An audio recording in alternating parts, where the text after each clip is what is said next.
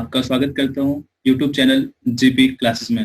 इससे पहले 1 से लेकर 7 तक हमने कंप्लीट कर लिया है। अगर आपने देखा नहीं है तो आप जाकर वीडियो देख सकते हो, ठीक है। इससे पहले जो हमारा लास्ट चैप्टर था कौन सा था, टेस्ट एंड इवोल्यूशन। इसके बारे में हमने ये देखा था कि टेस्ट हमारे कितने टाइप के होते हैं, ठीक है। बेसिक टेस्ट हमारे कौन से होते हैं, प्रैक्टिकल टेस्ट कौन से होते हैं, साइकोलॉजिकल टेस्ट हमारे कौन से होते हैं। तो एक बेस्ट क्लास हुई थी। आज की क्लास आपके लिए कुछ स्पेशल है। इस स्पेशल आपके लिए इसलिए है कि आज की क्लास में आप बहुत कुछ सीखने वाले हो।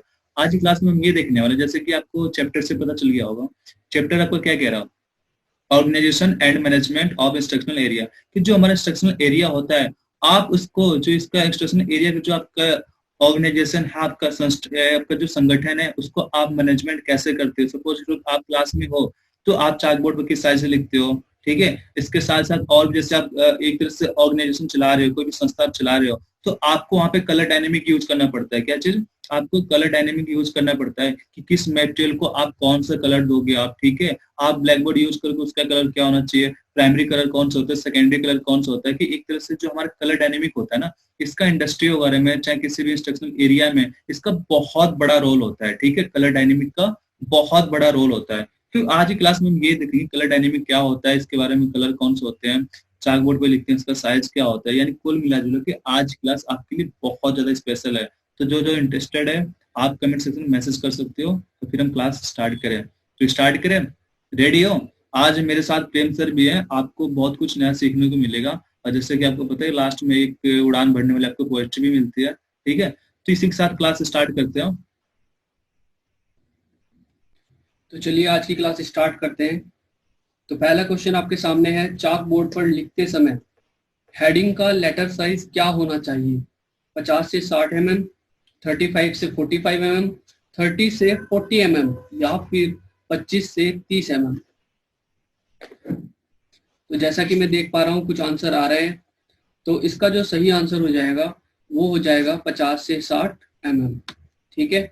कभी कभी क्या होता है कि आप भूल जाते हैं, तो आप इसको कैसे याद रख सकते हैं। जैसे आपको ये पता होना चाहिए कि जो लेटर का साइज है वो जो हेडिंग होगा वो काफी बड़ा होगा और चीजों की अपेक्षा, ठीक है। तो आपको क्या रखना है, एक कोड याद रखना है, और ये कोड क्या है, 56 है, ठीक है। 56, जैसे 56 क्या कौन बोलता है, हमारे ऑनरेबल प्राइम मिनिस्टर जी बोलते हैं 56 इंच का सीना है, ठीक है। तो 56 से आपको क्या याद रखना है, 5 से कनेक्ट कर दिया 50 और 6 से कनेक्ट कर दिया 60, यानी कि 50 से लेकर 60 mm तक। तो अगला क्वेश्चन देख लेते हैं। अब देखो क्वेश्चन आपसे कराया जा चुका है, तो जितने भी ट्रेनिंग कनेक्टेड है मैं सबसे उम्मीद यही करूंगा जितने बच्चे हैं सबको जवाब देना। ये पेपर में इसलिए पूछा जाता है क्योंकि आप जब वहाँ पे लेसन प्लान चाहे कुछ भी प्रेजेंट करने जाते हो बोर्ड पे, तो आप वहाँ पे नॉर्मल बोर्ड का यूज करते हो। आप जो लेटर वहाँ पे यूज करते हो उस कंटेंट का साइज देखा जाता है कि आप उसका साइज कितना रख रहे हो, ठीक है। तो यहाँ पे किसके बारे में पूछ रही है, तो यहाँ पे आपको हेडिंग के बारे में पूछ रहा है कि जो आपकी हेडिंग होती है इसका साइज कितना होता है। यहाँ पे देखो किसके बारे में, आपका हेडिंग के बारे में, कि हेडिंग का साइज कितना होता है, ठीक है। तो जो हमारा मेन हेडिंग होता है इसका साइज में देख रहा हूँ कमेंट सेक्शन में जवाब 100% बच्चों का जवाब सही आ रहा है। और किसके साथ जा रहा है, ऑप्शन नंबर ए के साथ, ठीक है। अगर आपका हेडिंग है 50 से 60 होगा, ठीक है, यानी कि 5 सेंटीमीटर से लेकर 6 सेंटीमीटर के बीच में होगा। क्लियर है यहाँ तक। अगला देख लेते हैं, अगला क्वेश्चन आपका क्या है, आपको एक ही चीज कॉन्सेप्ट क्लियर कराया जाएगा, ठीक है। तो अगला क्वेश्चन आपके सामने है, चाक बोर्ड पर लिखते समय सब हेडिंग का लेटर साइज क्या होना चाहिए। सब हेडिंग 50 से 60 mm, 35 से 45 mm, 30 से 40 mm या फिर 25 से 30 mm।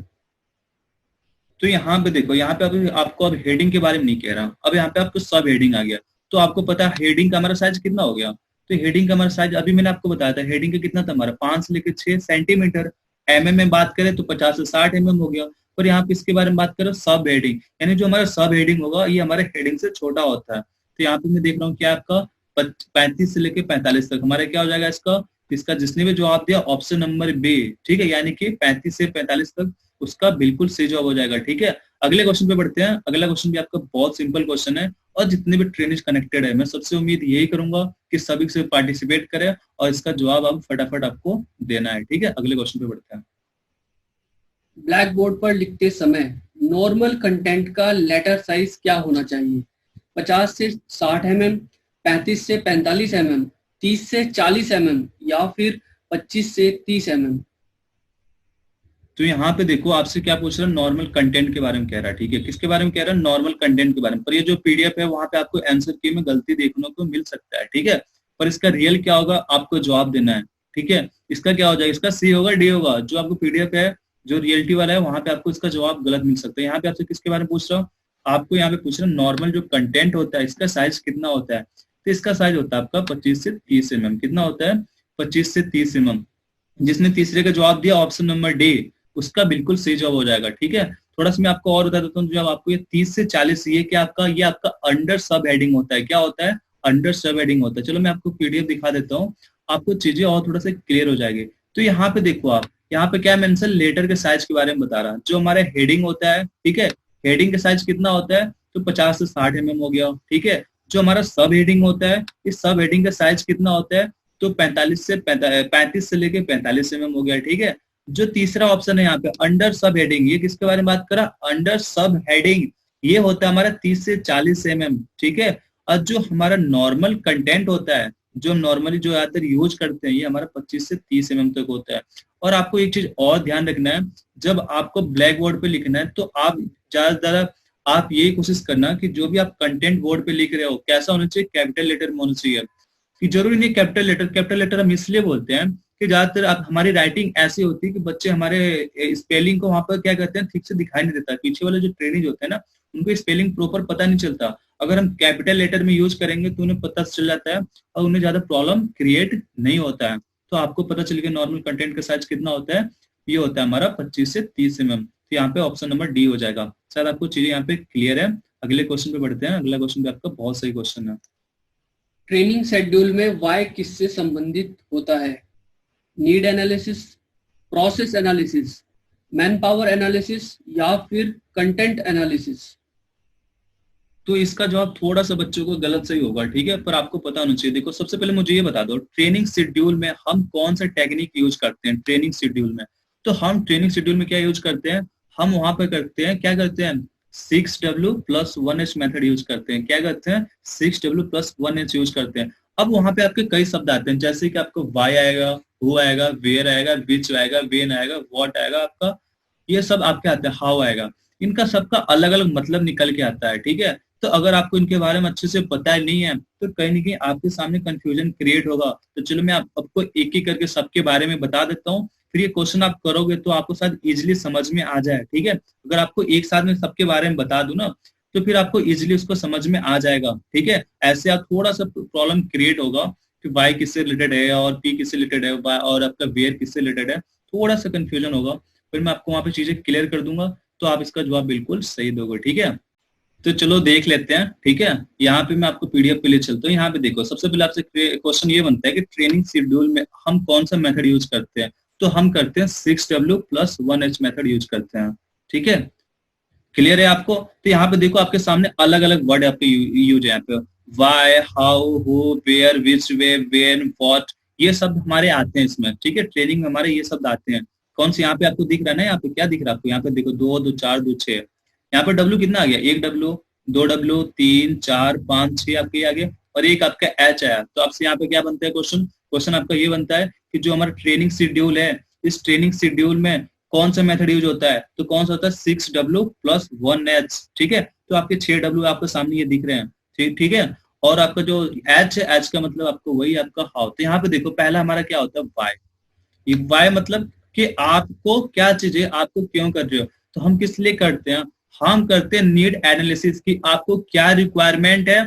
ठीक है, उसके बारे में पता लगाने के लिए हम चीजों को वाई यानी क्या चाहिए, हमें क्यों चाहिए। ठीक है, हमें क्यों चाहिए, तो हम इस चीज के लिए क्या करते हैं, नीड एनालिसिस। तो जो आपके सामने आएगा वाई, इसका मतलब क्या है, नीड एनालिसिस। आपको क्या रिक्वायरमेंट है उस चीज को आप क्या करते हो, एनालिसिस करते हो। ठीक है, अब दूसरा आता है हमारे पास हाउ, यानी कैसे, क्या चीज आएगा, हाउ।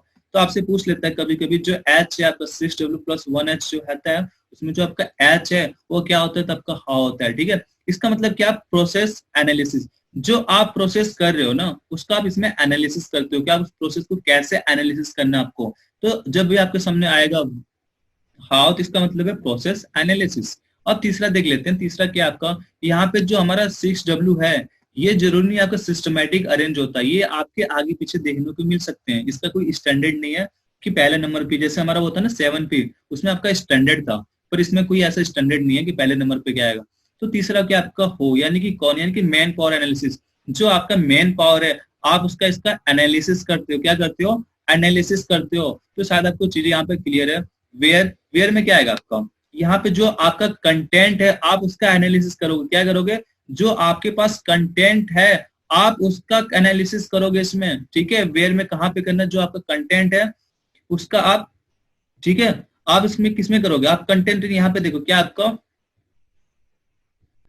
तो यहाँ पे क्या है? यहाँ पे आपका कंटेंट नहीं, कंटेंट यहाँ पे अभी बताएंगे आपको। इसमें क्या आपका कॉन्टेक्स्ट, ठीक है, यानी जो आपका संदर्भ, किस संदर्भ में करोगे आप, जो आप एक तरह से एनालिसिस करोगे। हमें कहते हैं ना कुछ रेफरेंस लेके चलते हैं। क्या लेके चलते हैं? रेफरेंस। जैसे कि किसी चीज का हम किसी के से तुलना करते हैं, किसी के संदर्भ में करते हैं, तो हमको उसको वेयर करना कहाँ पे करना है, ये चीज हमारा इसमें आता है क्लियरली, ठीक है। क्लियर है? यानी कि आपको इसका मतलब क्या? इसका मतलब आपको कहाँ पे करना है, किस जगह पे करना है, यानी कि किस जगह पे करोगे। तो आपने रेफरेंस में क्या लिया, तो कंटेक्स्ट में क्या लिया आपने, उसका आप इसमें एनालिसिस करते हो। अब आता है यहाँ पे विच वे। विच वे मतलब क्या होता है भाई? इसका मतलब क्या निकल के आता है? तो इसका मतलब निकल के आता है कौन सा रास्ता यूज करो, कौन सा तरीका आप यूज करोगे। तो इसमें हम क्या करते हैं, इसमें मेन पावर टेक, जो मेन पावर की जो हम टीचिंग यूज कर रहे हैं हम उसको एनालिसिस करते हैं। यहाँ पे क्या था आपका, जो मेन पावर था आप उसका एनालिसिस कर रहे थे, पर यहाँ पे आप क्या कर रहे हो, आप यहाँ पे जो आपका मानव संसाधन यानी कि जो मेन पावर है आप उसके साथ जो नीड है आप उसकी एनालिसिस करते हो। क्या करते हो? आप उसका उसके क्या करते हो, उसका एनालिसिस करते हो कि जो आपका मेन पावर है उसके साथ जो आपकी टीचिंग है उसकी जो नीड्स है उसकी आप एक तरह से एनालिसिस करते हो। हमारा विश्व में आता है जब आपके सामने है वेन। वेन मतलब क्या आ गया आपका? तो वेन मतलब क्या आ गया आपका? तो वेन मतलब आपको आ गया यहाँ पे कि आपको कब करना है, यानी कि यहाँ पे क्या आएगा आपका कंटेंट एनालिसिस। और व्हाट मतलब यहाँ पे भी आपका कंटेंट एनालिसिस। देखो आपको दो चीज नोटिस करना है। क्या चीज? यहाँ पे देखो, यहाँ पे आपका कंटेंट आ रहा और यहाँ पे भी कंटेंट आ रहा, ठीक है। पर आपको थोड़ा सा अंतर होना चाहिए। कभी कभी आपसे पूछ लेता है कंटेंट एनालिसिस कौन कौन से फेस में आता है आपका, तो आपका वर्ड में भी आता है, वेन में भी आता है। पर अंतर थोड़ा सा ये है, क्या अंतर है? जो आपका वेन है यानी कि कब, यानी समय से रिलेटेड। यहाँ पे जो आपका कंटेंट होगा ना ये आपका समय से रिलेटेड होगा। कैसा कंटेंट होगा? जो आपके समय से रिलेटेड होगा। पर जो व्हाट है यानी कि क्या कर रहे हो आप, ये किससे रिलेटेड होगा? तो ये होगा आपके विषय वस्तु से। कैसा कंटेंट है? जो आपका सब्जेक्ट है उससे रिलेटेड होगा। तो आपको चीजें क्लियर है। मेन पावर आपका दो में आ रहा है, एक आपका वो में आ रहा है, एक आपका बीच में आ रहा है। जब बीच में आएगा तो ये टीचिंग के साथ है। किसके साथ है? आपके टीचिंग के साथ उसका एनालिसिस कर रहे हो। पर ये आपका मेन पावर को बस आप इसमें एनालिसिस करते हो। तो क्वेश्चन क्या था हमारा? क्वेश्चन हमारा क्या था कि जो हमारा वाई होता है, वाई मतलब हम जो क्यों करते हैं, ये इसमें हमारा किस चीज से संबंधित होता है। तो आप यहाँ पे देखो वाई मतलब नीड एनालिसिस। क्या? नीड एनालिसिस में आ जाएगा, यानी कि आवश्यकता की प्रक्रिया में। इसका क्या हो जाएगा? यहाँ पे ऑप्शन ए आ रहा है ना, इसमें किसमें आ रहा? ऑप्शन ए में आ रहा। इसका जिसने भी जवाब दिया ऑप्शन नंबर ए है उसका बिल्कुल सही जवाब हो जाएगा। अब जितने भी क्वेश्चन आने वाले हैं आप उसको आराम से कर ले जाओगे, ठीक है। अगले क्वेश्चन पे बढ़ते हैं। अगला क्वेश्चन भी आपका बहुत सिंपल क्वेश्चन है, मैंने आपको अभी बताया, तो आप इसको गलती मत करना, ठीक है। ट्रेनिंग शेड्यूल में हाउ किससे संबंधित होगा? How, need analysis, process analysis, man power analysis या फिर कंटेंट एनालिसिस? तो यहाँ पे आपसे क्या पूछ रहा, हाउ यानी कि क्या, ठीक है। हाउ मतलब क्या हो जाएगा आपका? जल्दी इसमें कौन सा आएगा, जल्दी आपको बताना है। जल्दी यानी कि जो आप चीज यूज करो, जो ट्रेनिंग शेड्यूल है आप वो किस तरह से कर रहे हो। तो जो हमारे मेन पावर है आप उसको इसमें एनालिसिस करते हो। किसका करते हो? आप इसमें मेन पावर का एनालिसिस करते हो या किसका करते हो? प्रोसेस एनालिसिस करते हो। जल्दी बताओ किसके करते हो हाउ में आप, जल्दी। कुछ बच्चे को जवाब आ रहे, कुछ बच्चों को नहीं आ रहा है। तो इसमें आप करते हो प्रोसेस एनालिसिस का। किसका करते हो? ऑप्शन बी का करोगे ना आप। इसका जिसने जवाब दिया option number B, process analysis. जो आप प्रोसेस वहां प्रक्रिया क्या विवेचना करते हो, ठीक है। आपको थोड़ा सा यहाँ पे दोबारा दिखा देता हूँ। यहाँ पे देखो आपका क्या आ रहा, यहाँ पे आपका क्या आ रहा, तो यहाँ पे आ रहा, यहाँ पे देखो हाँ, यानी प्रोसेस एनालिसिस। इसका जिसने जवाब दिया ऑप्शन नंबर बी उसका बिल्कुल सही जवाब हो जाएगा। अगले क्वेश्चन पे बढ़ते हैं फटाफट, ठीक है। ट्रेनिंग शेड्यूल में WHO किससे संबंधित है? WHO यानी कि हु। WHO को वो मत समझना, वो WHO वाला है जो, ठीक है, जो बदनाम हो रखा है जो। तो नीड एनालिसिस से संबंधित होगा, प्रोसेस एनालिसिस से, मैन पावर एनालिसिस से या फिर कंटेंट एनालिसिस से? तो जो हमारा हो शब्द है ये हमारा देखो कौन सा है, 6W+1H मेथड है आपका, ठीक है। तो ये हमारे किस में होता है, हमारा किस में होता है हमारा, तो ये होता है हमारा मेन पावर एनालिसिस में, ठीक है, मेन पावर एनालिसिस में। यानी कि आपका हु आ गया, यानी कि क्या आ गया आपका हु, मतलब क्या हो गया, कौन, तो कौन मतलब जो मेन पावर आप उसका इसमें एनालिसिस करते हो। यहाँ पे दिखा देते हो आपको, दोबारा क्लियर हो जाएगा। तो यहाँ पे देखो आपको हु आ रहा है, यानी मेन पावर एनालिसिस, मानव संसाधन की आप विवेचना करते हो, ठीक है। क्लियर है यहाँ तक, आगे बढ़े, चलो आगे बढ़ते हैं अगले क्वेश्चन पे।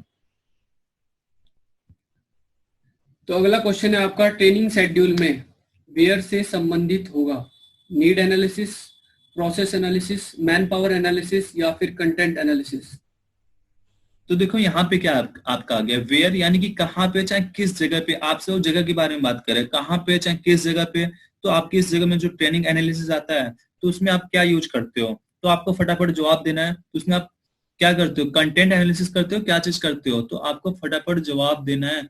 तो आप इसमें क्या करते हो, जल्दी जल्दी जवाब देना है आपको। तो यहाँ पे मैं अगर आपको बता दूं क्या चीज, कि जो ऑप्शन है ये थोड़ा सा गलत है यहाँ पे। इसका जिसने जवाब दिया ऑप्शन नंबर डी, ठीक है, उसका सही तो हो जाएगा, पर यहाँ पे आपका कंटेंट नहीं आएगा आपका, ठीक है। यहाँ पे आपका क्या आ जाएगा, कंटेक्स्ट आ जाएगा। एन की जगह किससे रिप्लेस कर देना आप, एक्स के साथ, किससे कर देना आपको, एक्स के साथ।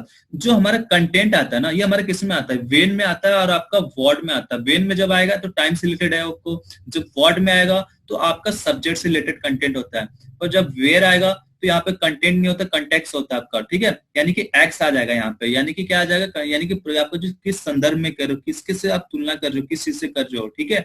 इसका जिसने जवाब दिया ऑप्शन डी, और आपका एन की जगह क्या आएगा यहाँ पे, एक्स कर लेना, ठीक है। अगले क्वेश्चन पे बढ़ते हैं फटाफट।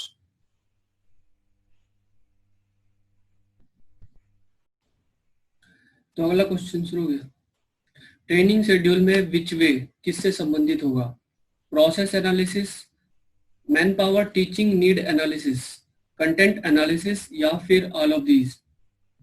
तो यहाँ पे आपसे क्या पूछ रहा है, विच वे, यानी कि विच वे मतलब कौन सा तरीका यूज कर रहे हो, कौन सा रास्ता यूज कर रहे हो, कौन से कर रहे हो। तो आप विच में, मैंने आपको बताया मेन पावर हमारा दो में आता है, किस में आता है, एक तो हमारे किस में आएगा मेन पावर, तो एक हमारा हु में तो चला गया, और दूसरा किस में आता है, विच में कौन सा रास्ता यूज कर रहे हो, कि आप मानव संसाधन के साथ जो क्या चीज है आपका, जल्दी, तो आप जब मानव संसाधन जो आपकी टीचिंग है उसके नीड का जब एनालिसिस करते हो, यानी कि मेन पावर के साथ जो आपकी टीचिंग है, आप उसके नीड की जो एनालिसिस करते हो, हमारे विच वे में आता है, किस में आता है आपका, विच वे में आता है। यानी कि जिसका इसने जवाब दिया ऑप्शन नंबर बी, यानी कि main power teaching needs analysis, उसका बिल्कुल सही जवाब हो जाएगा। चलो मैं दोबारा आपको दिखा देता हूँ।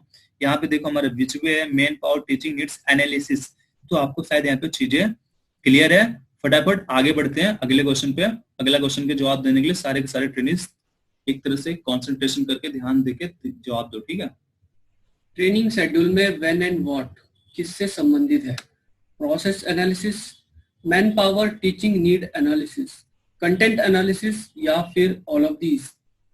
तो यहाँ पे मैंने आपको क्या बताया था, मैंने आपको ये बताया था जब भी आपके सामने वेन और व्हाट आएगा, तो ये चीज हमारे दो चीज से रिलेटेड होते हैं। कैसे होते हैं, हमारे कंटेंट से होते हैं। कैसे होते हैं, ये हमारे कंटेंट से रिलेटेड होते हैं। और कंटेंट में यानी जब वेन आएगा, वेन मतलब क्या होता है, क्या होता है आपका, तो वेन मतलब होता है आपका कब, यानी कि जो चीज कंटेंट होगी टाइम से रिलेटेड होगा, और जो आपका व्हाट है ये आपके सब्जेक्ट जो आपकी वस्तु है उससे रिलेटेड होगा। पर दोनों का मतलब क्या होता है आपका, कंटेंट एनालिसिस। तो 9वीं का जिसने जवाब दिया ऑप्शन नंबर सी, ठीक है, कंटेंट एनालिसिस उसका सही जवाब हो जाएगा। यहाँ पे आपको मैं दोबारा दिखा देता हूँ जिससे आपको क्लैरिटी समझ में आ जाएगा। यहाँ पे देखो वेन और व्हाट ये आपके कंटेंट से रिलेटेड होते हैं, ठीक है। एक विषय वस्तु से होता है, एक आपके टाइम से रिलेटेड होता है।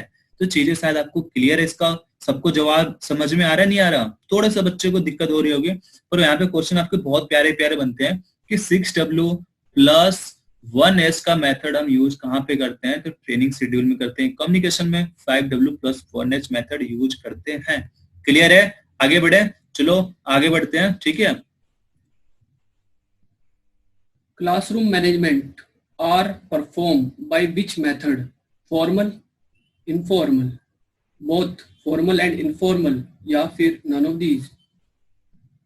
तो आपको यहाँ पता नहीं चाहिए, तो क्लासरूम में जब आप इंस्ट्रक्टर बन जाओगे यहाँ से, ठीक है, इंस्ट्रक्टर बनने के बाद आपको क्लासरूम को मैनेजमेंट करना है। क्लासरूम को एक तरह से चाहते हो ना, पूरा क्लास आपको एक तरह से डिसिप्लिन रहे, सारे बच्चे एक्टिव रहे, जो चीज आप पढ़ा रहे हो आपके हर एक्टिविटी में पार्टिसिपेट करें। तो आपको इसके लिए क्या करना है, हर चीज को मैनेजमेंट करना होता है। तो आप उसको मैनेजमेंट करने के लिए आप कौन सा मेथड यूज करते हो? क्या फॉर्मल मेथड यूज करते हो, इनफॉर्मल करते हो, दोनों करते हो, या फिर नन ऑफ दिस? तो आपको फटाफट जवाब देना है। मैं देख रहा हूँ कुछ बच्चों के जवाब थोड़े बहुत ऊपर नीचे आ रहे हैं, ठीक है।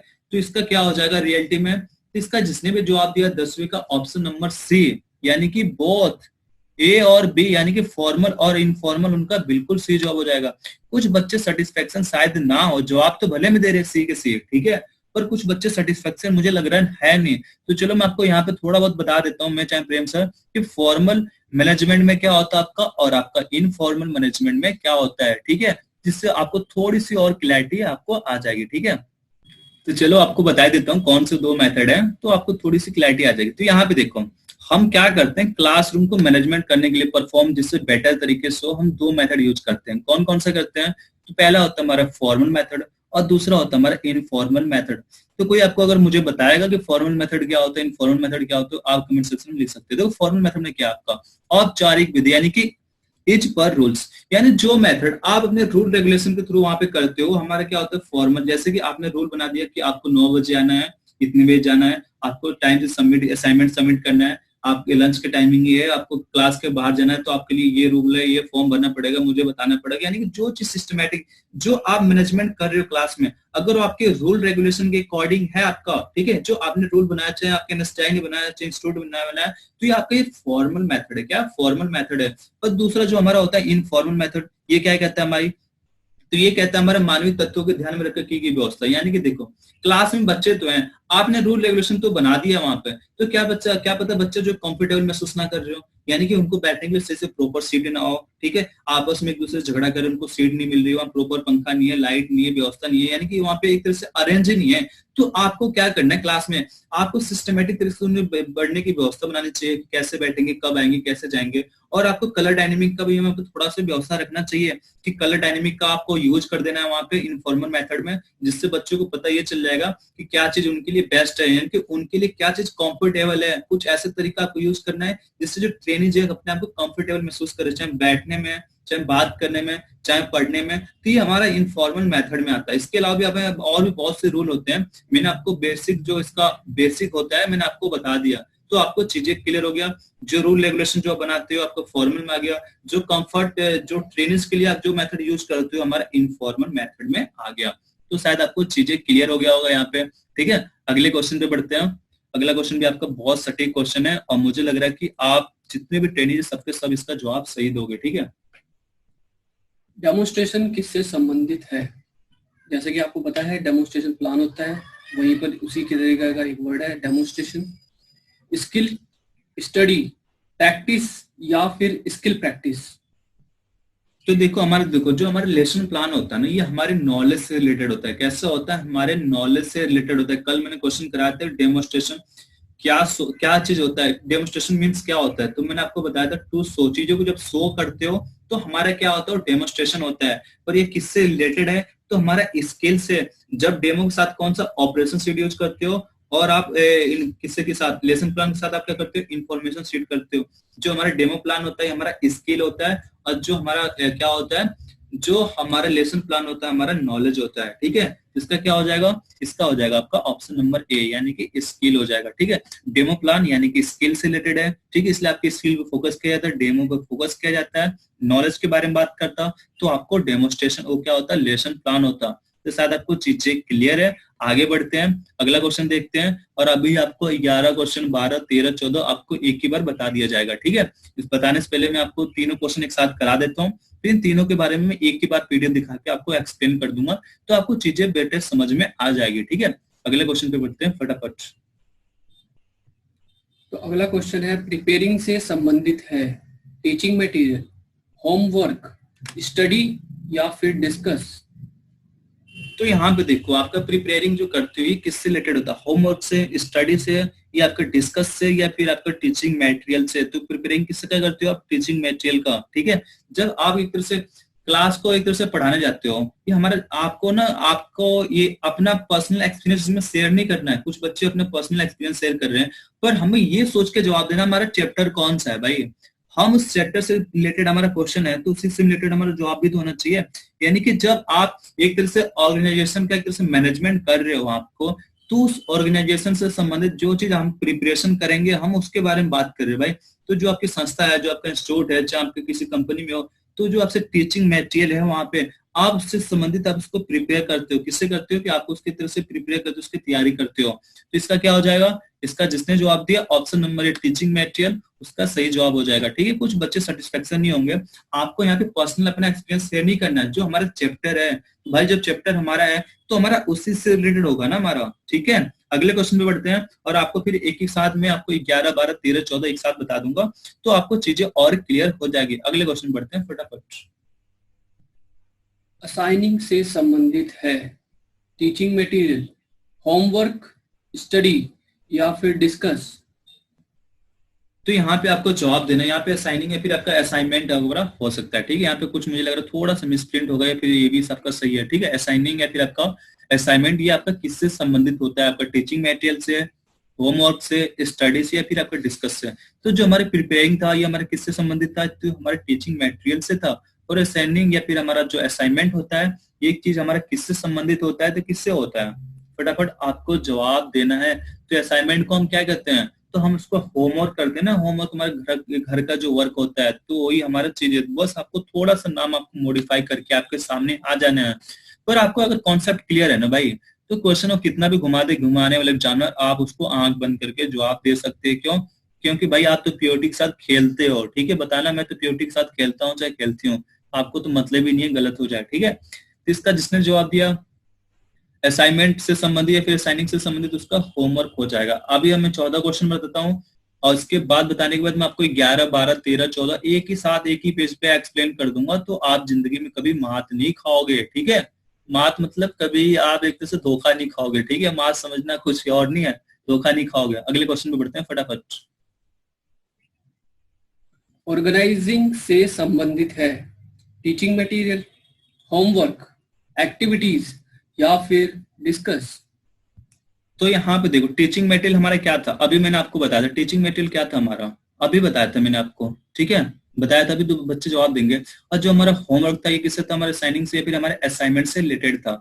पर ये तो दोनों हमारा नहीं हो सकता। क्यों नहीं हो सकता, जो हमारा टीचिंग में जो हमारा टीचिंग मटेरियल था ये हमारे किससे था, तो ये हमारे आपको दोबारा दिखाता हूँ, ये हमारे किससे रिलेटेड था, ये हमारी प्रिपेयरिंग से रिलेटेड था। जो तीसरी तैयारी कर रही प्रिपेयर कर रही हो, हमारा टीचिंग मटेरियल था। असाइनिंग है, फिर असाइनमेंट किससे था, हमारा होमवर्क से था। तो ये तो दो भाई हमारे हो नहीं सकते, दो को तो आप नेग्लेक्ट कर दो। डिस्कस, ऑर्गेनाइजिंग मतलब डिस्कस, तो भाई ये वर्ड तो हमारा हो नहीं सकता। अब बचा हमारा एक्टिविटी।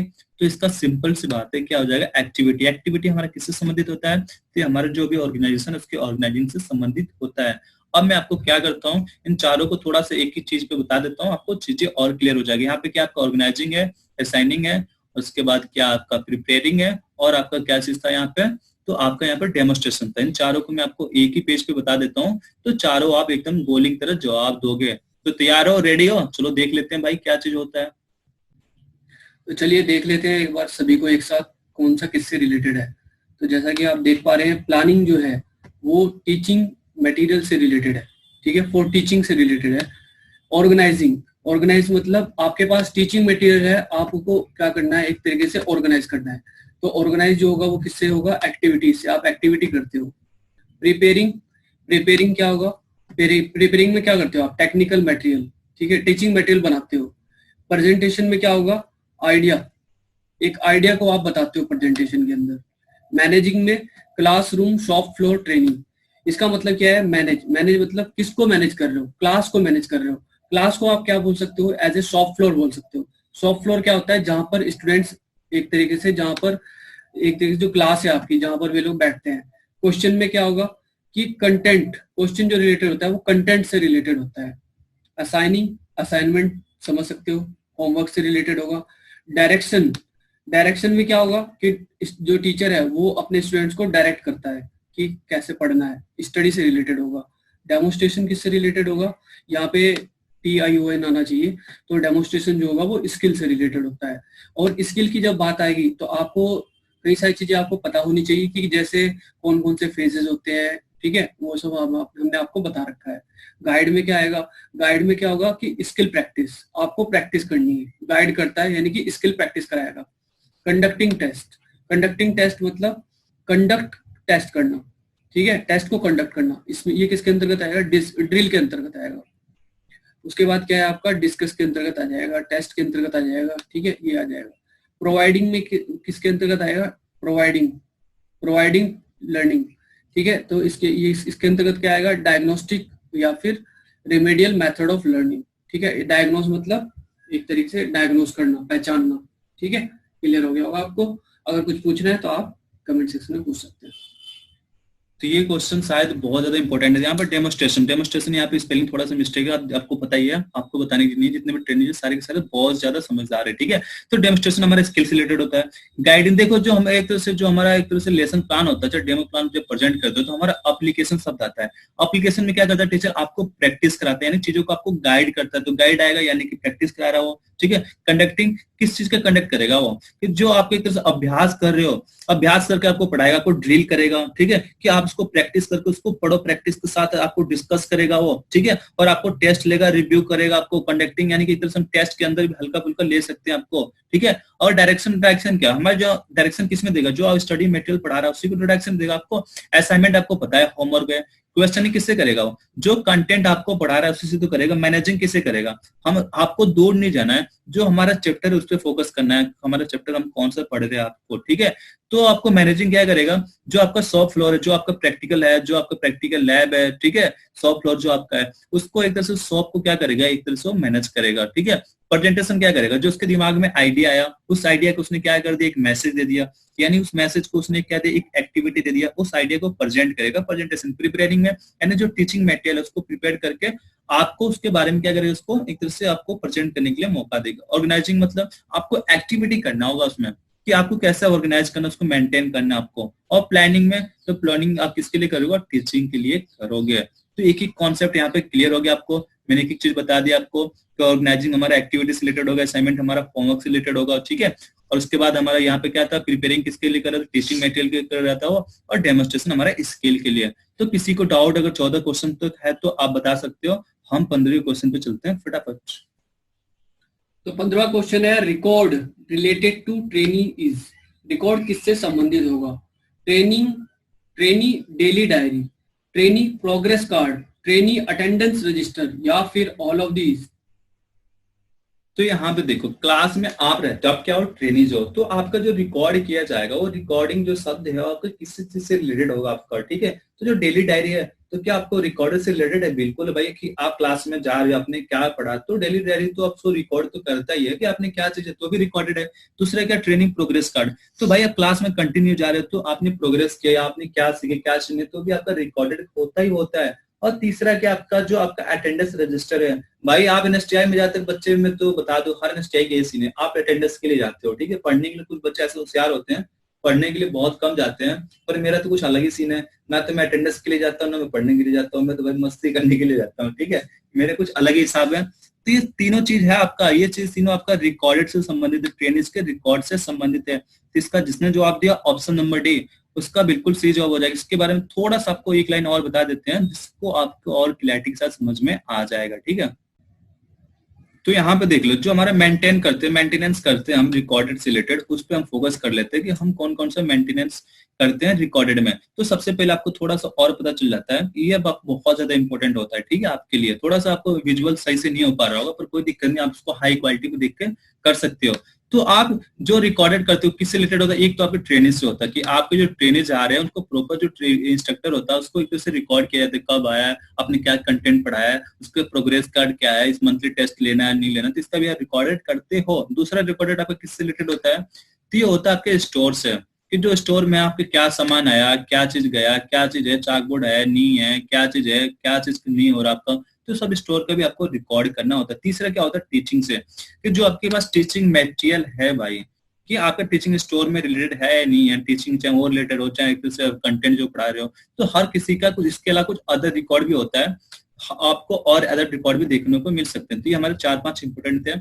अब यहाँ पे आपको दिख रहा होगा रिकॉर्ड रिलेटेड टू ट्रेनिंग, कि ट्रेनिंग से रिलेटेड कौन कौन से रिकॉर्ड होते हैं। तो मैंने आपको अभी बताया कि डेली डायरी होगी आपकी, ठीक है, आपका अटेंडेंस रजिस्टर हो गया, ठीक है, आपको बायोडाटा भी होगा। जब आपका एडमिशन हुआ था तो आपको बायोडाटा वगैरह आप पे यूज हुआ था ना, आपके जो डॉक्यूमेंट्स वगैरह थे उसका फोटोकॉपी, फिर आपका प्रोग्रेस कार्ड भी होता है इसमें। तो आपको एक एक चीज क्लियर हो गया। ये चीज आपको मुझे लग नहीं रहा बताना पड़ेगा, स्टोर का, टीचिंग का, ये तो कॉमन सी बात है, आपको तो पता नहीं चाहिए, क्योंकि आप तो बहुत इंटेलिजेंट हो यार, ठीक है, आप तो बिल्कुल जहर बरसाने वाले हो। अगले क्वेश्चन पे बढ़ते हैं। अगला क्वेश्चन भी आपका बहुत सही सिंपल क्वेश्चन है, ठीक है। तो ये जो अब आपके क्वेश्चन जो स्टार्ट हो रहे हैं ये कलर से रिलेटेड है, और ये कलर से जो जानकारी है ये आपको काफी ज्यादा अच्छी लगेगी। और एमसीक्यू क्वेश्चन है इसके ऊपर कि कौन कौन से कलर है, वार्म कलर कौन से होंगे, कूल कलर कौन से होंगे, प्राइमरी कलर कौन से होंगे, सेकेंडरी कलर कौन से होंगे, ठीक है। हो सकता है आपको एक दो जगह डाउट हो, तो हम पूरी कोशिश करेंगे उस डाउट को दूर करने की। तो 16वां क्वेश्चन आपके सामने है कलर से related. On the basis of effect colour is classified in, effect के आधार पर कलर को किन भागों में बांटा जा सकता है, warm colour, cool colour, warm and cool colour, या फिर नन ऑफ दीज। तो यहाँ पे देखो, यहाँ पे सबसे सबसे क्लासिफाई करते हैं ना हमको, तो सबसे बेसिक इफेक्ट के आधार पर जारी करते हैं, बेसिक और इफेक्ट के आधार पे हम उसको सबसे पहले क्लासिफाई करते हैं। तो मैं यहाँ पे देख रहा हूँ करीब 100% बच्चों का जवाब बिल्कुल सही आ रहे हैं। और किसके साथ जा रहे बच्चे, तो ज्यादातर बच्चे ऑप्शन नंबर सी के साथ जा रहे हैं। यानी दो टाइप के होते हैं, एक हमारा वार्म कलर होता है, दूसरा हमारा कूल कलर होता है, ठीक है। तो दोनों हमारे इसको क्लासिफाई, इसको थोड़ा सा अभी एक्सप्लेन करेंगे। अभी हम 2-3 क्वेश्चन फटाफट 2-3 एक साथ ले लेते हैं, ठीक है। इसके बाद हम क्या करेंगे, तीनों को एक साथ आपको एक्सप्लेन कर देंगे, तो आपको चीजें बेटर समझ में आ जाएगी। क्लियर है, आगे बढ़े, चलो अगला क्वेश्चन देखते हैं, फिर आपको एक एक करके एक्सप्लेन किया जाएगा। तो अगला क्वेश्चन है, बहुत ही बढ़िया क्वेश्चन है। जो रंग आंतरिक उत्तेजना और गर्मजोशी की अनुभूति कराता है उसे आप क्या कहोगे, वार्म कलर यानी कि एक गर्मजोशी वाला कलर, कूल कलर यानी कि ठंडा, ठीक है, बोथ वार्म एंड कलर दोनों कह सकते हैं, या फिर नन ऑफ दीज। तो इसका इस कलर डायनेमिक का एक मैंने बहुत स्पेशल वीडियो बनाया है, उसका लिंक डिस्क्रिप्शन बॉक्स में साथ आपको मिल जाएगा, ठीक है। आपने नहीं देखा तो जाकर देख सकते हो, बहुत प्यारा सेशन है वो, ठीक है। तो आपसे क्या बता रहा है, जो ऐसा कलर है जो आपके अंदर एक्साइटमेंट लाएगा, साथ साथ आपको वार्म फीलिंग देगा, आपको गर्म जोशी, एकदम जस्ट आप एक तरह से वार्म रहोगे, एकदम गर्म रहोगे, ठीक है। तो ऐसा कौन सा कलर होता है, तो ये होता है हमारा वार्म कलर। आप मुझे कमेंट सेक्शन में बता सकते हो वार्म कलर कौन कौन से होते हैं, मैंने आपको अच्छे से बताया था कल की क्लास में। नहीं, हाँ, टेस्ट जो लिया था मैंने, तो उस टेस्ट में भी आपको अच्छे से बताया था वार्म कलर कूल कलर के बारे में, ठीक है। तो इसका जिसने जवाब दिया 17 का ए, उसका बिल्कुल सही जवाब हो जाएगा, ठीक है। अगले क्वेश्चन पे बढ़ते हैं, उसके बाद मैं आपको तीनों क्वेश्चन को एक साथ एक्सप्लेन कर दूंगा, तो आपको समझ में अच्छे से और आ जाएगा, ठीक है। तो अगला क्वेश्चन आपके सामने है, वार्म कलर क्या होगा, वार्म कलर कौन कौन से होंगे, आपको बताना है इन चार में से कौन सा वार्म कलर है। वार्म मतलब गर्म, रेड, ग्रीन, ब्लू, या फिर सेकेंडरी।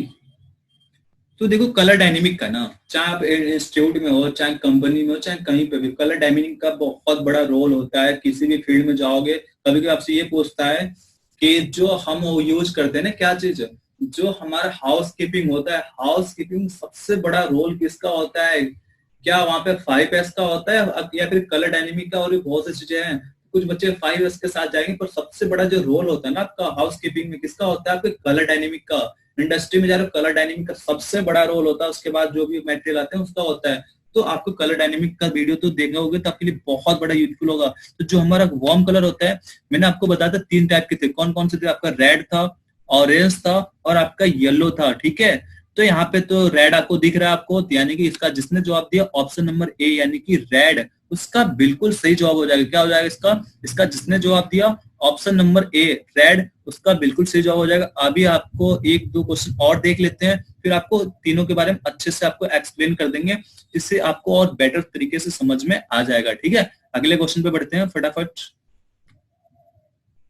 जो रंग आंतरिक शांति या सौम्य स्वभाव की अनुभूति कराता है उसे कहते हैं warm colour, cool colour, warm and cool colour, या फिर नन ऑफ दीज। तो यहाँ पे आपसे क्या कह रहा है, आपसे आंतरिक शांति, भाई कि आप एक तरह से अंदर से कूल रहते हो, वो समझना मत कि आपकी क्लास की शांति में लड़की के बारे में बात कर रहा हूँ, ठीक है। तो आपकी क्लास की लड़की के बारे में बात नहीं कर रहा, शांति यानी कि कूल, आपको बिल्कुल कूल रखता है, शांत रखता है। जैसे हमारा MS धोनी है, ऐसे कौन सा कलर है जो शांति और सौम्य स्वभाव की आपको अनुभूति कराता है। अगर गर्म जोशी है तो आपका वार्म कलर है, आपको शांति प्रोवाइड करा रहा, ठीक है। तो हमारा कौन सा कलर होता है, तो ये हमारा क्या होता है, हमारा कूल कलर होता है। तो इसका जिसने जवाब दिया ऑप्शन नंबर बी, यानी कि कूल कलर, उसका बिल्कुल सही हो जाएगा। वार्म कलर हमारे कौन सा, रेड था, ऑरेंज था और आपका येलो था। कूल कलर कौन सा होता है आप बता सकते हो मुझे कमेंट सेक्शन में, ठीक है। फिर मैं आपको अच्छे से आगे बताऊंगा। ये 20वां क्वेश्चन देख लेते हैं और इसके बाद फिर मैं आपको 4-5 क्वेश्चन एक साथ ही एक्सप्लेन कर दूंगा, जिसके आपको और बेटर तरीके से समझ में आ जाएगा, ठीक है। तो यहाँ देखते हैं। तो क्वेश्चन नंबर 20 आपके सामने है। कूल कलर का उदाहरण है ग्रीन, ब्लू, रेड या फिर ग्रीन एंड ब्लू। तो यहाँ पे देखो रेड आपका आ रहा है ऑप्शन सी में। तो रेड तो हमें पता है कौन सा वार्म कलर होता है, रेड हो गया, ऑरेंज हो गया, येलो हो गया, सब हमारे वार्म कलर होते हैं। कोल कलर जिससे हमें शांति मिलती है, तो शांति वो नहीं है बेटा जो क्लास वाली है शांति मिलती है, उसको भूल जाओ आप, ठीक है। तो यहाँ पे ग्रीन दिख रहा है आपको, ब्लू दिख रहा, तो ये हमारे कौन से होते हैं, तो ये होते हैं हमारे कूल कलर होते हैं। कौन से होते हैं, कूल कलर। तो 20वीं का जिसने जवाब दिया ऑप्शन नंबर डी, यानी कि बोथ ए और बी, ग्रीन और ब्लू हमारे कौन से होते हैं, कूल कलर होते हैं। अब मैं काम करता हूँ इन तीनों चार क्वेश्चन को एक साथ बता देता हूँ। कूल कलर हमारे क्या होता है, वार्म कलर क्या होता है हमारा, ठीक है, और हमारे कलर को हमने किस क्लासिफाई किया है, तो आपको चीजें और बेटर तरीके से समझ में आ जाएगा, ठीक है। तैयार हो, चलो देखते हैं उसको, फिर फटाफट हम आगे बढ़ते हैं। तो यहाँ पे आपको दिख रहा हो कलर डायनेमिक का, देखो कलर डायनेमिक का चाहे इंडस्ट्री हो चाहे आपकी लाइफ हो, अगर किसी की लाइफ अगर हरी भरी है ना, कलर वाइज है, तो हम कहते हैं कि इसकी कलर वाइज इसके जिसका जो लाइफ है कलर कैसा आपका ब्लैक एंड व्हाइट, इसका मतलब क्या है, उसके लाइफ में कोई एक तरह से उत्साह नहीं है, उसका लाइफ बिल्कुल फीका है, एकदम इम्पटी है, खाली है, कोई नहीं है। पर कलर डायनेमिक का हर कोई, जैसे कि आप अच्छे से कपड़े पहन के जाते हो, इसका भी कलर डायनेमिक ही आपका। तो हर जगह आपका बहुत बड़ा रोल होता है कलर डायनेमिक का, ठीक है, जिससे आप अट्रैक्टिव दिखते हो। और भी बहुत से तरीके होते हैं, ठीक है, और जिससे आप बहुत से तरीके हो यार, ठीक है, कि आप क्या चाहते हो, क्या चीज है क्या चीज नहीं है। आप कलर डायनेमिक के अकॉर्डिंग आपके घर का कलर के जो छत है उसका कलर क्या रखना है, आपको दीवार का कलर क्या रखना है, फर्श का कलर क्या रखना है, ठीक है, जो वेस्टर्न मटेरियल है उसका कलर क्या रखना है आपको, ठीक है, जो दरवाजा उसका कलर क्या रखना है, विंडो है उसका कलर क्या रखना है। इसका बहुत बड़ा रोल होता है। आप किसी इंडस्ट्री में काम कर रहे हो तो कलर का इफेक्ट आपके आंखों पर ना पड़े, इसके वजह से आपके मशीन का कलर क्या होना चाहिए, जो आप इलेक्ट्रिकल इक्विपमेंट यूज करते हो उसका कलर क्या होना चाहिए, आपको दीवालों कलर कितना उसका जो होता है ना रिफ्लेक्शन और आपका लो रिफ्लेक्शन, उसका भी ध्यान रखते हैं। कलर के साथ साथ रिफ्लेक्शन परसेंटेज पे भी फोकस करते हैं, ठीक है। तो कलर डायनेमिक में हमारा बहुत बड़ा रोल होता है। तो हमने क्या किया, इन कलर को क्लासिफाई किया किसके आधार पे, तो उनके बेसिक इफेक्ट के आधार पे हमने कलर को दो भाग में डिवाइड कर दिया। किसमें किसमें, तो एक होता है हमारा वार्म कलर और दूसरा होता है हमारा कूल कलर, ठीक है। वार्म कलर यानी कि एक तरह से जो जोशीला हो, गर्म हो, और कूल कलर मतलब ये एक तरह से कूल, MS धोनी, ठीक है, क्या MS धोनी। तो वार्म कलर हमारे कौन से होते हैं, जो आपको क्या करता है, जो रंग आपको आंतरिक उत्तेजना और गर्मजोशी का अनुभव कराता है, जैसे कि हमारा रेड कलर, इसके साथ हमारा ऑरेंज और येलो भी होता है हमारा, ठीक है। तो आपको ये चीज पता चल गया कौन कौन से होते हैं, वार्म कलर हमारे क्या होता है। अब हम देख लेते हैं कि हमारा जो ग्रीन कलर होता है, सॉरी कोल कलर होता है, ये होता क्या है, क्या चीज है हमारा जो हमारा कूल कलर होता है। तो आपको थोड़ा सा और आइडिया लग जाएगा यहाँ पे। तो जो कलर आपको बिल्कुल शांति से मिलाता है, भाई क्लास के शांति के बारे में नहीं बात कर रहा हूं मैं, ठीक है, जो आपको शांति में से आपको कूल कलर करता है, ये हमारा कूल कलर होता है। इसमें कौन सा आता है आपका, तो इसमें आपका ग्रीन आ जाएगा और आपका ब्लू आ जाएगा, ठीक है।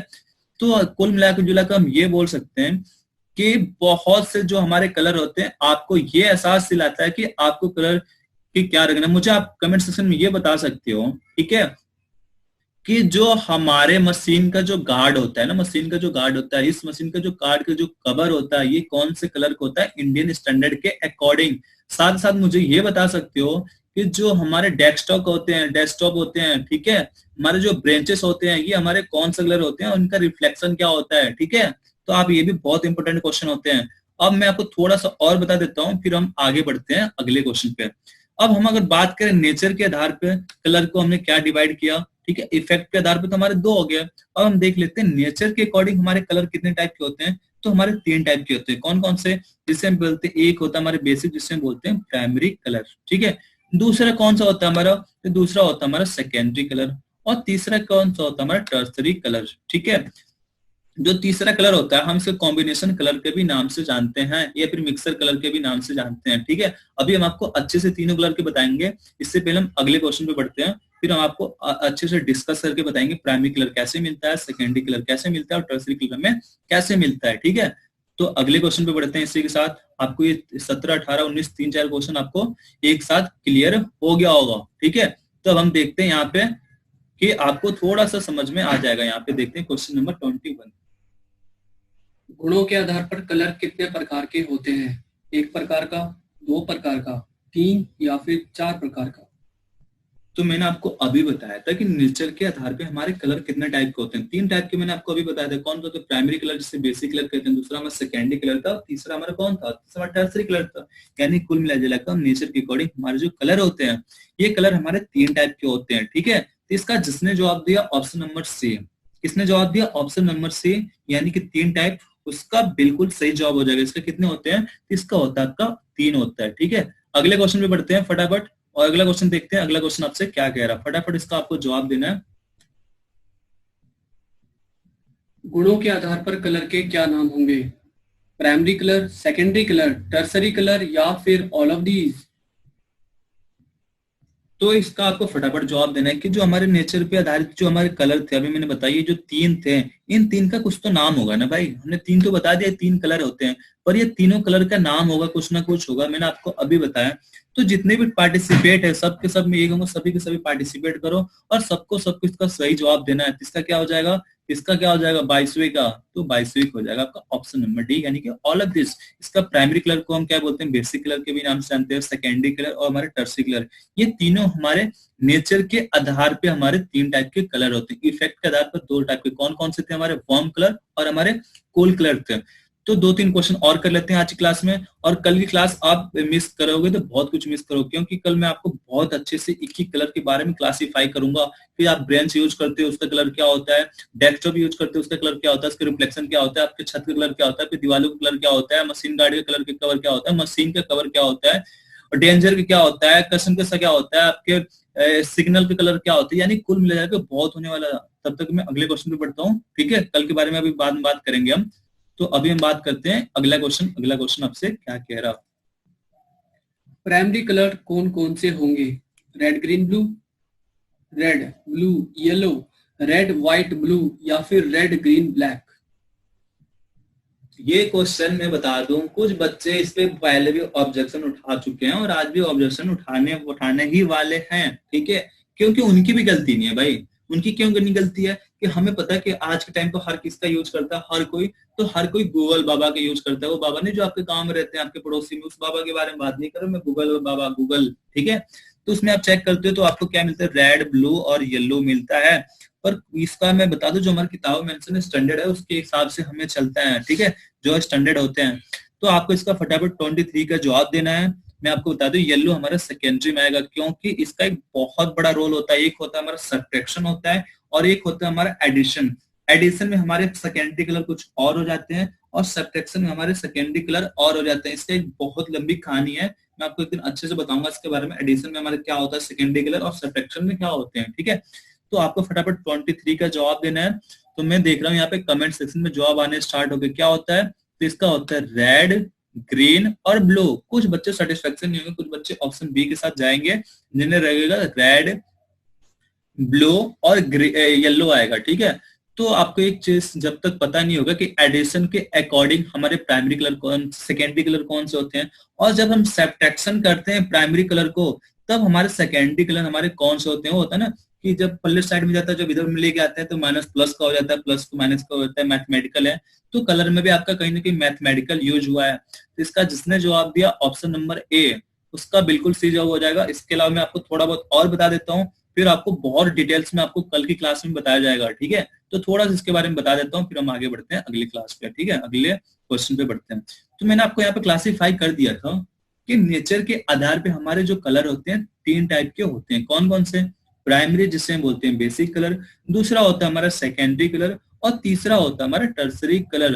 तो प्राइमरी कलर हम देख लेते हैं कौन कौन सा होता है, तो आपको चीजें और क्लियर से समझ में आ जाएगा। तो कभी कभी आपसे क्वेश्चन यहाँ पे ये बनता है कि प्राइमरी कलर और बेसिक कलर कौन सा होते हैं। तो यहाँ पे देखो आप, यहाँ पे क्या मेंशन है? जो रंग दूसरे रंग से मिलकर नहीं बनते हैं, स्वयं ही स्वतंत्र होते हैं, जिससे मूलतः प्राइमरी कलर कहते हैं। यानी कि प्राइमरी कलर क्या है? वो कलर जो किसी दूसरे कलर से मिलकर नहीं बना, जिसका खुद का वजूद है यार।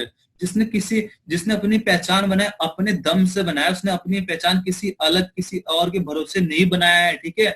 यानी कि वो कलर जो किसी दूसरे कलर से नहीं बना, जो खुद स्वतंत्र है, खुद अपना आइडियल है, खुद वो उसको कॉपी करके दूसरे लोग बनाते हैं, उसको यूज करके दूसरा कलर बनता है।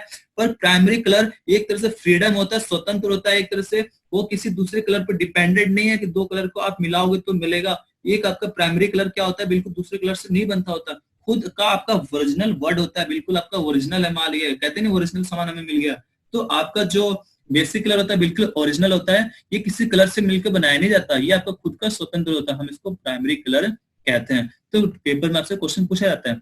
अब हम देख लेते हैं प्राइमरी कलर हमारे कौन कौन से आते हैं, ठीक है। तो आपको चीजें और क्लैरिटी के साथ समझ में आ जाएगा, ठीक है। तो यहाँ पे आपको दिखा देता हूँ प्राइमरी कलर हमारे कौन से होते हैं, सेकेंडरी कलर कौन से होते हैं। तो यहाँ पे अभी तो यहाँ पे मेंशन नहीं है, पर यहाँ पे आपको दूसरे कलर से पता चल जाएगा प्राइमरी कलर में हमारे कौन कौन से आते हैं। तो यहाँ पे क्या मेंशन है, सेकेंडरी कलर देख लेते हैं, सेकेंडरी कलर हमारा क्या होता है। तो सेकेंडरी कलर जैसे प्राइमरी कलर मैंने आपको बताया, तो चीज क्या था, बिल्कुल स्वतंत्र था, किसी दूसरे कलर से नहीं बना हुआ था। और सेकेंडरी कलर क्या कह रहा, कि दो प्राइमरी कलर से मिलकर बना होता है। सेकेंडरी कलर जो है आपका, जो प्राइमरी कलर जो था, आपने क्या किया, दो प्राइमरी कलर को जब आपने ऐड किया तो आपको कौन सा कलर मिला, तो आपको सेकेंडरी कलर मिला। आपने क्या किया, दो प्राइमरी कलर को आपने ऐड किया तो आपको सेकेंडरी कलर मिला। यानी कि आपको ये पता चल गया, ये जो इधर साइड पे जो दिख रहा है ये वाली चीज है, ठीक है, रेड भी हमारा प्राइमरी कलर हो गया और हमारा ब्लू भी प्राइमरी कलर हो गया, ठीक है, और हमारा ब्लू भी हो गया यहाँ पे और ग्रीन भी हो गया। यानी आपको क्या पता चल रहा है, यहाँ पे आपको ये पता चल गया कि रेड, ब्लू और ग्रीन ये हमारे प्राइमरी कलर होते हैं, क्योंकि दो प्राइमरी कलर को मिला के हमारा क्या बनता है, सेकेंडरी कलर बनता है। तो रेड और ब्लू को जब आप मिलाते हो तो आपको मैजेंटा मिलता है, ठीक है। जब आप ब्लू को और ग्रीन को मिलाते हो तो आपको सियान कलर मिलता है। इसका दूसरा नाम क्या है, इसका दूसरा नाम आपका पीकॉक ब्लू, ठीक है। जब आप रेड को ग्रीन के साथ मिलाते हो तो आपको क्या मिलता है, आपको मिलता है येलो कलर। क्या मिलता है, येलो कलर मिलता है। तो ये हमारे सेकेंडरी कलर होते हैं, ठीक है। आपको और एक अच्छा मेथड बताऊंगा अगले क्लास में, कि आप उस मेथड का यूज करके आप सारे कलर को, हम वो नहीं करते कि माइंड मैप आपने सुना होगा जो सीपीडी में है। माइंड मैप क्या होता है, आपको मैं एक माइंड मैप के मेथड के तरीके से आपको उसके बारे में, तो यहाँ पे क्या पता चला आपको कि हमारा सेकेंडरी कलर कैसे मिलते हैं। जो हम दो प्राइमरी कलर को मिलाया तो हमें सेकेंडरी कलर मिल गया। आपको अगले क्लास में माइंड मैप के एक ही पेज पर सारे कंटेंट को मैं लिख लूंगा और आपको ऐसा तरीका बताऊंगा कि लाइफ में आप कभी भी भूल नहीं पाओगे प्राइमरी कलर कौन सा होता है, सेकेंडरी कलर कौन सा होता है, टर्सरी कलर कौन सा होता है, और कौन से कलर को मिलाते हैं तो आपको कौन सा कलर मिलता है, ठीक है। ब्लू को रेड को मिलाया तो मैजेंटा मिला आपको, ब्लू को ग्रीन को मिला तो आपको सियान मिला, और रेड को ग्रीन को मिलाया तो हमें क्या मिला, येलो कलर मिला, ठीक है। अब हम देख लेते हैं टर्सरी कलर क्या होता है हमारा, ठीक है। टर्सरी कलर क्या है, यहाँ पे आपको देखना है क्या लिखा हुआ है। यहाँ पे क्या लिखा है कि जब आप दो सेकेंडरी कलर को मिलाते हो तो आपको कौन सा कलर मिलता है, तो आपको टर्सरी कलर मिलता है। क्या, जब आप दो सेकेंडरी कलर को मिलाते हो तब आपको क्या मिलता है, आपको टर्सरी कलर मिलता है, या फिर इसको क्या करते हैं, त्रियक रंग बोलते हैं। और तीसरा क्या, यहाँ पे क्या मेंशन है कि जब आप एक सेकेंडरी कलर और एक प्राइमरी कलर मिलाते हो तो आपको टर्सरी कलर मिलता है। यानी कि हमें टर्सरी कलर प्राप्त करने के दो मेथड होते हैं। क्या मेथड होता है, पहला मेथड ये होता है कि आप एक प्राइमरी कलर ले लो और एक सेकेंडरी कलर ले लो, दोनों को आप मिक्स कर दो तो आपको टर्सरी कलर मिल जाएगा। एक मेथड आपका और क्या होता है कि दो आप सेकेंडरी कलर को लेकर मिलाओगे तो आपको टर्सरी कलर मिलेगा, ठीक है। तब यहाँ पे हम देख लेते हैं कौन कौन सा होता है, तो आपको चीजें और क्लैरिटी के साथ समझ में आ जाएगा। तो मैजेंटा क्या हमारा सेकेंडरी कलर है, सियान भी हमारा सेकेंडरी कलर है, इससे हमने मिलाया तो स्लेटी कलर हमें मिल गया, ठीक है। उसके बाद क्या किया हमने, मैजेंटा हमारा सेकेंडरी कलर है, आपने येलो के साथ इसको ऐड किया तो आपको पर्पल कलर मिल गया आपको, ठीक है। इसी तरह आपने येलो भी हमारा सेकेंडरी और सियान के साथ आपने ऐड किया तो आपको क्या मिल गया, आपको ऑलिव ग्रीन आपको मिल गया, ठीक है। सेकेंडरी कलर यानी कि दो सेकेंडरी कलर और एक प्राइमरी कलर और एक सेकेंडरी कलर जब आप ऐड करते हो तो आपको भी मिलता है टर्सरी कलर। यानी कि टर्सरी कलर प्राप्त करने के हमारे दो मेथड होते हैं, ठीक है। येलो कलर क्या आपका सेकेंडरी कलर है, ब्लू क्या आपका प्राइमरी कलर है, आपने दोनों को ऐड किया तो आपको व्हाइट कलर मिल गया। सियान क्या हमारा सेकेंडरी कलर है, रेड हमारा प्राइमरी कलर, दोनों को ऐड किया तो आपको व्हाइट मिल गया, ठीक है। जब अपने मैजेंटा हमारा क्या होता है सेकेंडरी कलर और ग्रीन हमारा क्या होता है प्राइमरी कलर, तो हमें व्हाइट मिल गया। यानी कि हम ये बोल सकते हैं जब हम एक प्राइमरी और एक सेकेंडरी मिलाते हैं तो हमको कॉमनली क्या मिलता है, हमें व्हाइट कलर मिलता है। क्या मिलता है हमें, व्हाइट कलर हमें मिलता है, ठीक है। आपको अगर ये चीज याद रखना है कि अगर आपने तीनों सेकेंडरी कलर को आपने ऐड कर दिया फिर भी आपको व्हाइट कलर ही मिलता है, ठीक है। अगर आप तीनों आपको अगली क्लास में अच्छे से बताऊंगा, ठीक है। तो आपको ये पता चल गया कि टर्सरी कलर हमें प्राप्त करने के दो मेथड होते हैं, एक प्राइमरी और एक सेकेंडरी, या फिर आपका दो सेकेंडरी कलर, ठीक है। तो आज का सेकेंड लास्ट क्वेश्चन देख लेते हैं कि सेकेंडरी कलर बनाए जाते हैं, तो आपको फटाफट जवाब देना है। दो प्राइमरी कलर को मिलाकर, दो सेकेंडरी कलर को मिलाकर, एक प्राइमरी और एक सेकेंडरी कलर को मिलाकर, या फिर दो टर्सरी कलर को मिला गया, ठीक है। तो आपको फटाफट जवाब देना है। कुछ बच्चे थोड़ा सेटिस्फेक्शन होंगे क्योंकि आपको मैंने अभी बताया कि सेकेंडरी कलर प्राप्त करने के हमारे एक तरीका होता है और टर्सरी कलर प्राप्त करने के हमारे दो तरीके होते हैं। तो सेकेंडरी कलर हमें कैसे मिलता है? सेकेंडरी कलर हमें मिलता है जब हम दो प्राइमरी कलर को मिलाते हैं, तब हमें सेकेंडरी कलर मिलता है। इसका जिसने जवाब दिया 24 का पहला, ठीक है। यानी कि जब आप दो प्राइमरी कलर मिलाते हो तो आपको एक सेकेंडरी कलर मिलता है।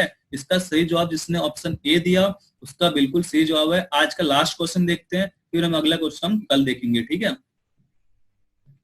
रेड प्लस ब्लू को अगर मिलाया जाए तो कौन सा कलर बनेगा? रेड, मैजेंटा, येलो या फिर सियान?